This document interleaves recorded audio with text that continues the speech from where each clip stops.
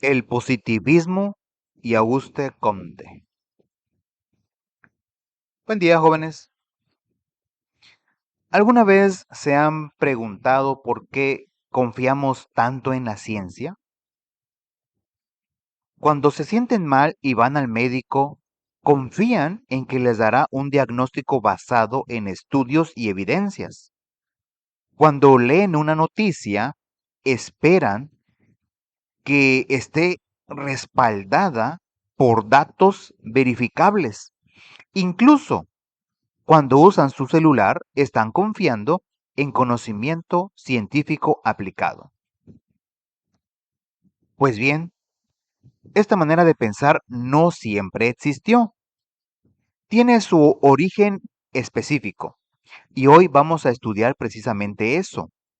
El positivismo, una corriente de pensamiento fundada por el filósofo francés Auguste Comte. Les adelanto algo fascinante. Las ideas que vamos a ver no- eh, transformaron la ciencia y la filosofía y también influyeron directamente en la historia de México. Muy bien, comencemos. Primero, necesito que me acompañen a viajar en el tiempo. Imaginen Francia en el año 1800. Europa acaba de vivir revoluciones sangrientas, cambios de gobierno violentos, guerras. Todo era caos e incertidumbre. En medio de ese contexto nace Auguste Comte, quien vivió entre 1798 y 1857. Comte era un hombre profundamente preocupado por su época. Veía crisis sociales por todos lados y se preguntaba constantemente, ¿cómo podemos crear una sociedad más estable? ¿Cómo evitamos que las sociedades se destruyan a sí mismas? Y su respuesta fue revolucionaria. Necesitamos una ciencia de la sociedad. Necesitamos estudiar a las sociedades humanas con el mismo rigor con el que estudiamos la física o la química. Y aquí es donde nace el positivismo. Ahora bien, ¿qué significa ese término?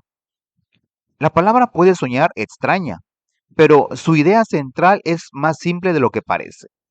Escuchen con atención, porque esto es fundamental. El positivismo afirma que el único conocimiento verdadero es aquel que proviene de los hechos observables. Déjenme explicarlo mejor. Para Comte y los positivistas, no podemos confiar en especulaciones, en creencias sin fundamento o en ideas abstractas que no podemos comprobar. Solo podemos confiar en lo que vemos, en lo que medimos, en lo que podemos verificar mediante la observación y el método científico.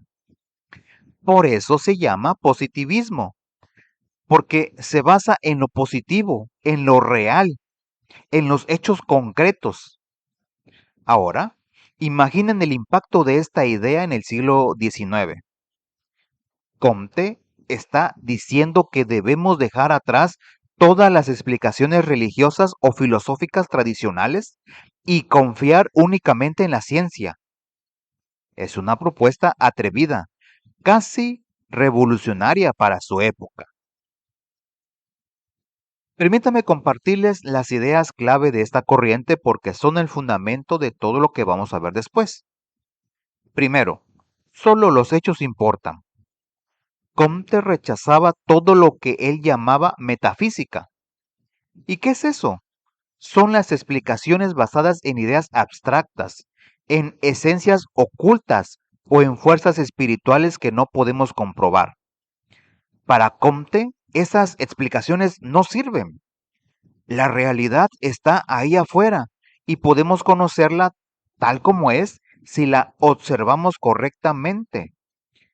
No necesitamos inventar teorías complicadas, solo necesitamos abrir los ojos y ver los hechos.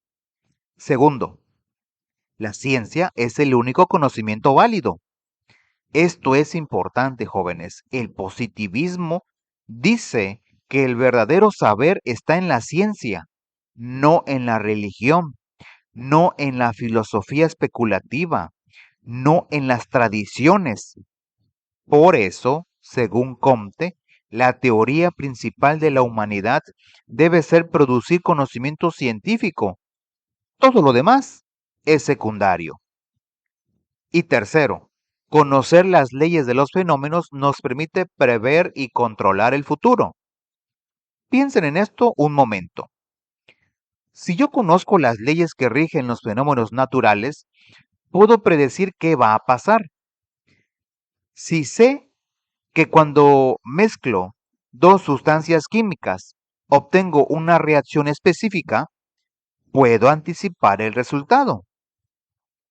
Pues bien, Comte pensaba que lo mismo aplica para la sociedad. Si descubrimos las leyes que rigen los fenómenos sociales, podríamos anticipar la crisis y solucionarlas antes de que ocurran. ¿No les parece una idea poderosa? Ahora bien, les decía al principio que Comte estaba muy preocupado por las crisis sociales de su época, y es que él creía firmemente que estos problemas no podrían resolverse sin conocimiento científico. No bastaba con buenas intenciones o con líderes carismáticos. Se necesitaba una ciencia rigurosa que estudiara cómo funciona la sociedad.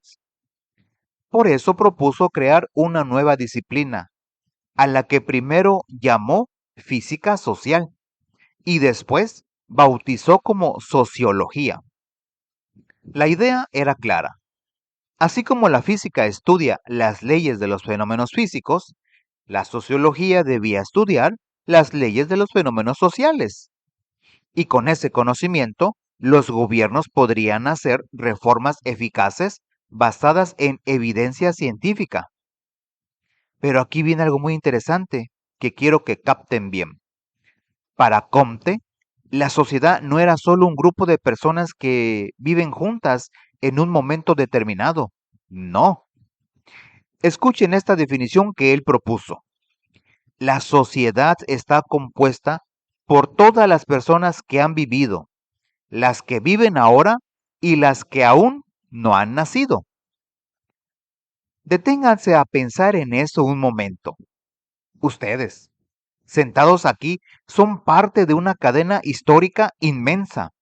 Las decisiones que tomamos hoy afectarán a generaciones futuras que todavía no existen. Y nosotros somos resultado de las decisiones que tomaron personas que vivieron hace cientos de años. Es una idea hermosa y también un poco abrumadora, ¿no lo creen? Y hay más. Comte también decía algo que contradecía a otros filósofos de su tiempo. Algunos pensadores como Rousseau afirmaba que los seres humanos vivimos en sociedad porque hicimos un contrato social, es decir, porque decidimos asociarnos. Pero Comte decía, no, no es así. Los seres humanos somos sociales por naturaleza. No necesitamos ningún contrato. Vivir en sociedad es parte de nuestra esencia, de lo que somos. Es como decir que los peces nadan porque es su naturaleza, no porque firmaron un contrato para hacerlo. Muy bien, ahora llegamos a la parte más importante de toda la teoría de Comte. Presten mucha atención porque esto es el corazón del positivismo. Comte propuso lo que él llamó la ley de los tres estadios. Esta ley dice que toda la humanidad en su desarrollo intelectual pasa necesariamente por tres etapas o estadios. Y esto aplica tanto para el conocimiento de cada persona individual como para la evolución de las sociedades completas. Es decir, tanto ustedes como individuos, como México como nación, pasamos por estas tres etapas.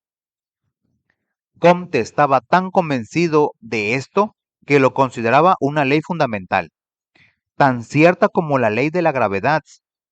Él mismo escribió, Esta ley consiste en que cada uno de nuestras principales especulaciones, cada rama de nuestros conocimientos, pasa sucesivamente por tres estados teóricos diferentes. Ahora sí, veamos cuáles son estos tres estadios.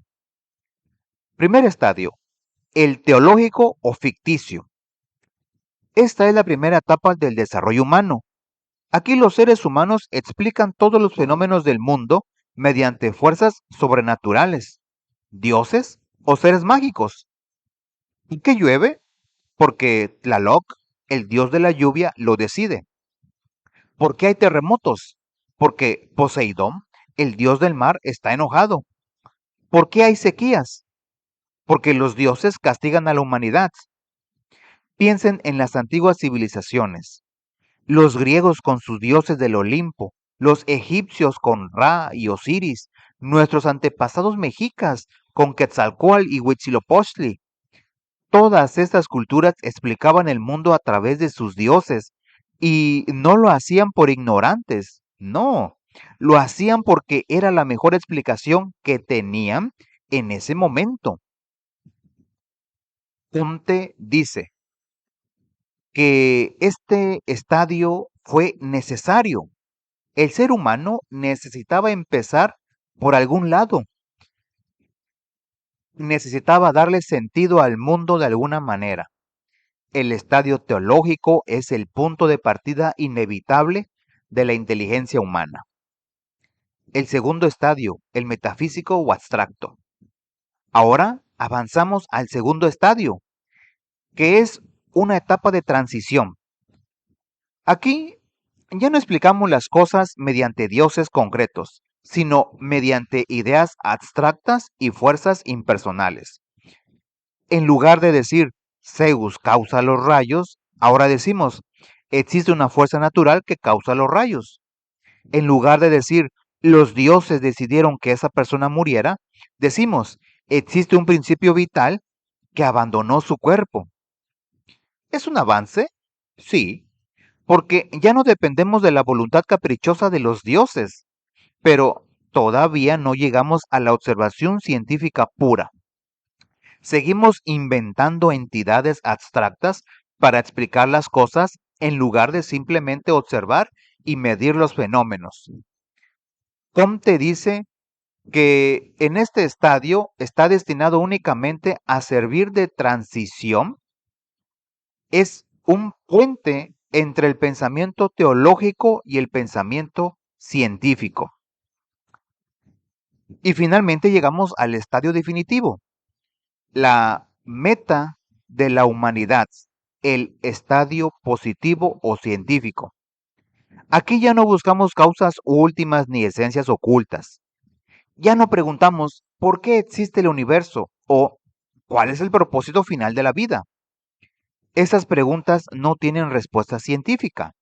En cambio, nos limitamos a observar los fenómenos, identificar las leyes que los rigen y usar ese conocimiento para predecir y controlar la realidad. Es el triunfo del método científico. Déjenme ponerles un ejemplo concreto para que quede claro. Imaginen que alguien se enferma con fiebre alta y dolor de garganta. En el estadio teológico, la explicación sería, es un castigo divino por sus pecados. La solución, rezar y hacer penitencia. En el estadio metafísico, la explicación sería, hay un desequilibrio en los humores corporales. Su cuerpo está en desarmonía. La solución, restaurar el equilibrio con hierbas o sangrías. En el estadio positivo, la explicación sería, tiene una infección bacteriana en la garganta causado por Streptococcus pyogenes. La solución, antibióticos específicos basados en estudios clínicos. ¿Ven la diferencia? El estadio positivo es el más efectivo porque se basa en hechos comprobables y en métodos que funcionan. Ahora, algo importante que Comte quería dejar claro. Esta evolución no es opcional ni irreversible, es una ley natural. Todas las sociedades pasan por estos tres estadios y no pueden saltarse ninguno. es como un proceso de maduración inevitable de la inteligencia humana. Muy bien, continuemos. Comte dividió a la sociología en dos grandes ramas, y aquí es donde su teoría se vuelve práctica. Estas dos ramas son la estática social y la dinámica social. La estática social estudia las condiciones que permiten que una sociedad exista y se mantenga unida, es decir, que hace que una sociedad no se desintegre, que mantiene el orden social. Comte identificó tres elementos fundamentales: el ser social del ser humano, la familia y la división del trabajo. Estos tres elementos son comunes a todas las sociedades humanas en todas las épocas. La familia, por ejemplo, es la base de toda sociedad. La división del trabajo permite que cada persona haga lo que mejor sabe hacer y todos nos beneficiemos. La ley fundamental de la estática social es que existe una conexión entre todos los aspectos de la vida social. Por ejemplo, las leyes jurídicas de un país no son ajenas a su cultura. Si un país tiene una cultura muy religiosa, sus leyes reflejarán esa religiosidad. Si es una cultura más secular, sus leyes serán diferentes. Todo está conectado. Por otro lado, la dinámica social estudia las leyes del progreso, es decir, cómo cambian y se desarrollan las sociedades. Y aquí es donde entra nuevamente la ley de los tres estadios, porque, según Comte, el progreso social se ajusta a esta ley. Las sociedades evolucionan del estadio teológico al metafísico y finalmente al positivo. El lema de Comte era muy claro: orden y progreso. Y esto no es solo un lema bonito, es una filosofía completa. Comte decía que no puede haber progreso sin orden, porque el caos impide el desarrollo, pero tampoco puede haber orden sin progreso, porque una sociedad estancada terminará por desintegrarse. Ambos van de la mano, son inseparables. El método científico aplicado a la sociología. Ahora bien, si la sociología es una ciencia, ¿cómo se estudia científicamente la sociedad? Comte propuso tres métodos principales. Primero, la observación. Debemos observar directamente los hechos sociales, sin prejuicios, sin ideas preconcebidas, solo mirar y registrar lo que vemos. Segundo, la experimentación. Aunque Comte admita que en sociología no podemos hacer experimentos tan controlados como en la química o en física, sí podemos estudiar los casos patológicos, es decir, las situaciones anormales que alteran el funcionamiento normal de la sociedad. Por ejemplo, estudiar una revolución, una guerra o una crisis económica nos ayuda a entender cómo funciona normalmente una sociedad, igual que estudiar una enfermedad nos ayuda a entender cómo funciona un cuerpo sano.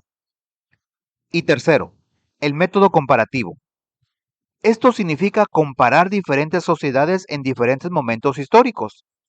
¿Cómo era México en el siglo XIX comparado con cómo es ahora? ¿Cómo funciona una sociedad europea comparada con una latinoamericana? Estas comparaciones nos revelan patrones y leyes sociales. El positivismo en México. Y ahora llegamos a una parte que debe interesarles, especialmente porque tiene que ver directamente con nuestro país. ¿Sabían que el positivismo tuvo un impacto enorme en la historia de México? Probablemente no, y por eso quiero contarles esta historia. En el año 1867, apenas 3 años después de que el emperador Maximiliano fuera fusilado en Querétaro, un médico y filósofo mexicano llamado Gavino Barreda introdujo el positivismo en México. Barreda había estudiado directamente con Auguste Comte en Francia, y regresó a México convencido de que estas ideas podían transformar nuestro país. Y efectivamente, las ideas positivistas llegaron en el momento perfecto. México acababa de vivir décadas de guerra: la independencia, la guerra con Estados Unidos, la reforma, la intervención francesa. El país estaba destrozado, dividido, empobrecido. Y aquí llega el positivismo con su promesa de que la ciencia y el orden pueden traer el progreso. Durante el gobierno de Porfirio Díaz, que duró más de 30 años, el lema orden y progreso se convirtió en la doctrina oficial del régimen. ¿Les suena familiar ese lema? Claro, viene directamente de Comte. El gobierno de Díaz adoptó el positivismo como su filosofía oficial. La idea era clara: México necesitaba orden y paz social para atraer inversión extranjera y lograr el desarrollo económico. Nada de revoluciones, nada de desorden. Primero el orden, y con el orden vendría el progreso. Un grupo de intelectuales cercanos al poder, que literalmente se autodenominaron los científicos, se encargaron de difundir estas ideas. Crearon la Sociedad Positivista de México y editaron una revista llamada Revista Positiva para compartir el pensamiento positivista. Pero aquí viene lo problemático, y esto es muy importante que lo entiendan. Estas ideas también se usaron para justificar la dictadura de Porfirio Díaz. ¿Cómo? Muy simple. Los positivistas decían que para alcanzar el progreso era necesario crear una élite de personas con conocimiento científico, y el resto de la población debía confiar plenamente en esta élite.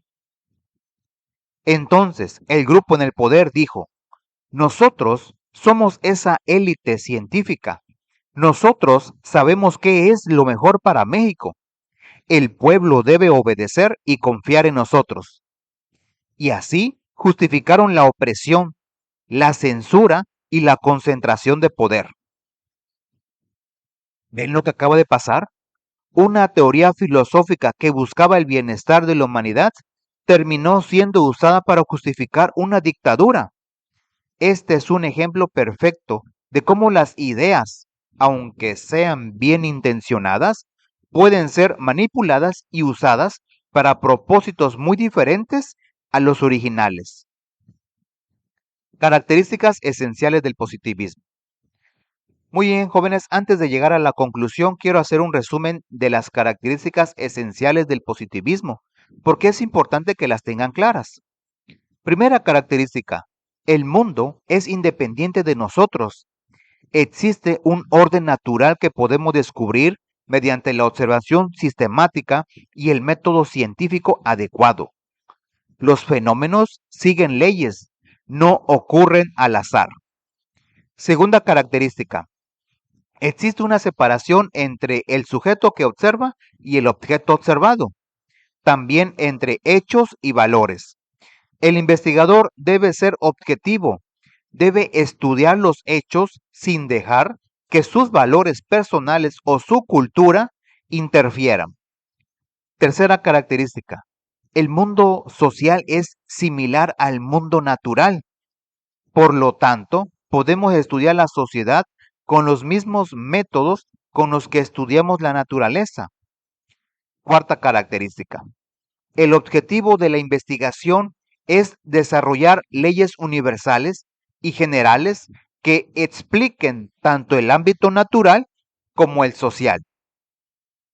Quinta característica: todas las ciencias deben usar el mismo método. Las ciencias experimentales y las ciencias sociales comparten una lógica común. Esto se llama monismo metodológico. Y sexta característica: el conocimiento sigue un modelo evolutivo. La ciencia progresa de manera lineal y continua. acumulando hechos, observaciones y verificaciones hasta llegar a las etapas más avanzadas. Muy bien, jóvenes, hemos llegado al final de nuestro video. Déjenme hacer un recuento de lo que hemos visto hoy. Estudiamos a Auguste Comte, un filósofo francés que vivió en el siglo XIX y que fundó una corriente de pensamiento llamada positivismo. Esta corriente afirma que el único conocimiento verdadero proviene de los hechos observables y del método científico. Vimos su famosa ley de los 3 estadios, que explica cómo la humanidad evoluciona del pensamiento teológico al metafísico y finalmente al científico.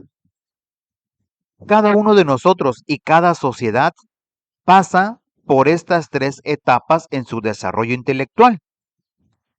Aprendimos que Comte creó la sociología como una ciencia de la sociedad dividida en estática social, que estudia las condiciones del orden, y dinámica social, que estudia las leyes del progreso.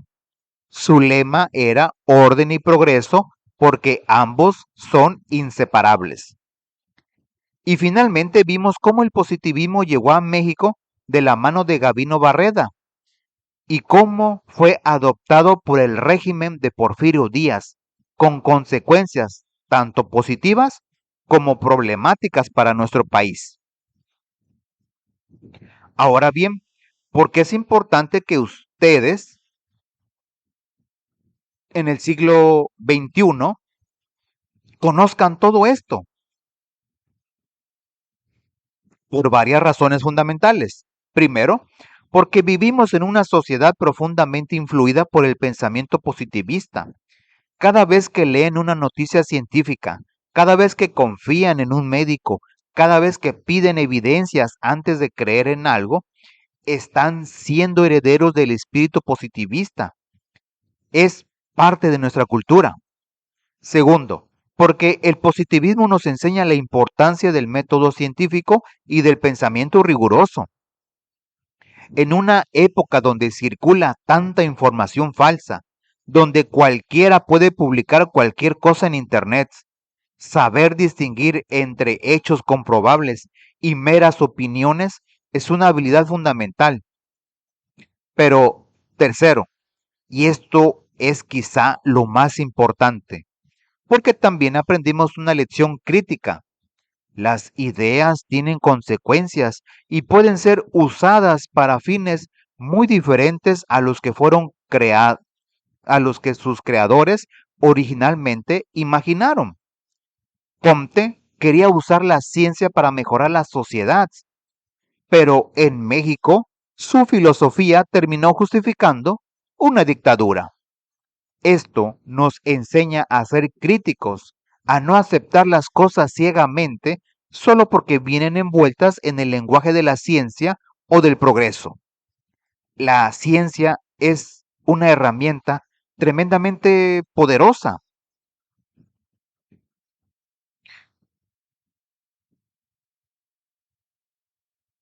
La más poderosa que ha creado la humanidad para entender el mundo.